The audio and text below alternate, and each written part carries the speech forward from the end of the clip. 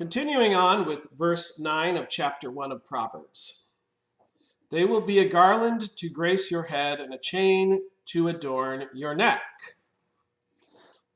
Speaking here now to the son, your father's instruction and your mother's teaching, they form a garland to grace what? A garland to grace your head and a chain to adorn your neck. So when you're out and about and people see these things, the garland shows that you've been crowned with authority. The chain, again, shows that you have authority. So you think of the chain of office of like mayors over in Europe, and they'll wear these big golden chains with this giant medallion to show that they have the authority as mayor. It's a sign of honor and respect. Well, the teachings of parents, being brought up in the nurture and admonition of the Lord, number one, but also in manners, in appropriate behavior. I like to tell my boys, that is not appropriate behavior, or this is the behavior that we do in our family, in this household. If you're a person who's been brought up well in manners and in appropriate behavior, then it shines out to other people that you are trained and you are a respectful person and honorable. And it forms a basis for your initial interactions and your later interactions with those around you, as well as giving you a good basis.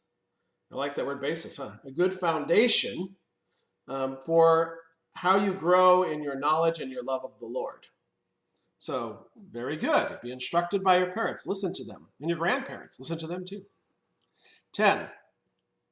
My son, if sinners entice you, do not give in to them. If they say, come along with us, let's lie in wait for someone's blood, let's waylay some harmless soul, let's swallow them alive like the grave and whole, like those who go down to the pit. We will get all sorts of valuable things and fill our houses with plunder. Throw in your lot with us, and we will share a common purse. My son, do not go along with them. Peer pressure. This is a very drastic form of peer pressure that is mentioned by Solomon here, right? Thuggery, robbery, perhaps murder, stealing what other people have. And certainly from a societal perspective, this would be really, really bad peer pressure. But the goal, the idea, the basic theme that Solomon is giving is fairly universal. You will have friends who will tell you there's an easy way of life.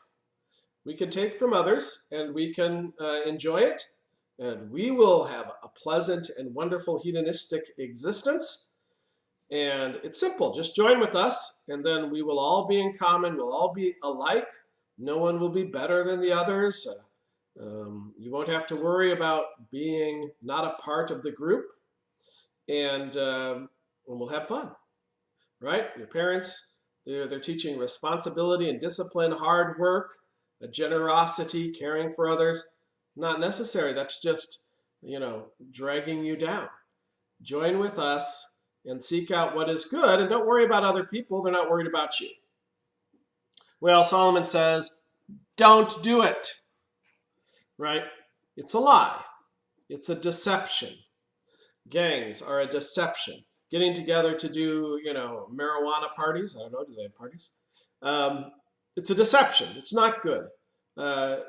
Drunken revelry is a deception. And, destruction of property, deception. Getting together to tag, i.e. to graffiti places, deception. And you can just keep going through all these things that peer pressure gives to young people. It happens to old people too, but we particularly note it with young people. Yes, they claim that this is going to be fun and there are no consequences. But what Solomon is trying to teach is that there are always consequences, both for you and for others. And so your parents who have gone through life and have learned better, perhaps, what leads to good consequences, you should listen to them rather than to your friends. Your friends have no idea what is going to come about, what the results are. And if they did have an idea, they don't care. They don't really love and care for you. They want this ability to interact with other people, because man is not an island unto himself. But they're not seeking what is in your best interest. God and your parents are. And so avoid those people. And now he's going to give a reason why in verse 15. My son, do not go along with them. Do not set foot on their paths. And here's why. For their feet rush into sin. They are swift to shed blood. So sin is doing what is against God's will and God's plan. And the first consequence of sin is always death. And it turns us against God and makes us rebel against God. And eventually God has to punish sin. Now for us, that punishment fell upon Jesus on the cross. And God forgave us because he sought us out, though we were lost sinners who were dead and rebelled against him. But sin itself is always evil. It's always destructive. So it leads you into sin. And it says they are swift to shed blood. You don't want to be around those who are swift to violence.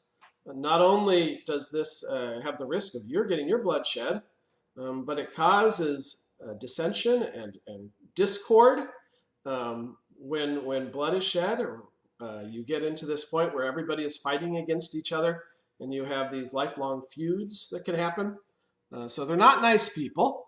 The consequences of shedding blood is, he who lives by the sword will perish by the sword. 17. How useless to spread a net in full view of all the birds. These men lie in wait for their own blood. They waylay only themselves. So the fun one there, and a fun from the literary perspective, is how useless to spread a net in full view of all the birds. So you're using a net to catch an animal, and you set it out, and the animal's watching you set it out. They're not going to be foolish enough to go into the net. And in fact, if you're spreading out your net in front of a particularly dangerous animal, then perhaps the particularly dangerous animal might maul you, right? You walk up in front of a lion and you start digging a lion pit. Well, maybe the lion will maul you. So it would be really foolish to spread your net to show those you're trying to trap what you're trying to do.